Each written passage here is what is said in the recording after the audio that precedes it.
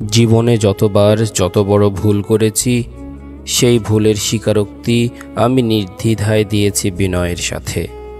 যখনই অনুধাবন করেছি ভুলটা আমারই ছিল, আমি অনুতপ্ত হয়েছি। আমি শুরু থেকে এরকম ছিলাম তা না, ধীরে ধীরে বদলেছি।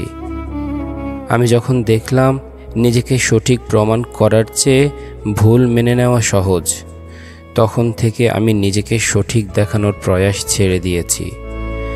আগে কখনো কেউ কোনো সিদ্ধান্ত জানালে, তার সিদ্ধান্ত ভালো না লাগলে সেই সিদ্ধান্তে দ্বিমত পোষণ করতাম। এখন মানুষের সিদ্ধান্তের বিপরীতে আমি সবসময় একটা কথাই বলি, আপনি যা ভালো মনে করেন। ইদানিং স্পষ্ট থাকতেই পছন্দ করি, সব কিছুর সাথে পানির মতো মিশে যাওয়ার চেষ্টা করছি। কোনো আপত্তি নেই, কোনো অসুবিধে নেই, যেভাবে সবাই চায়, যা সবাই চায়।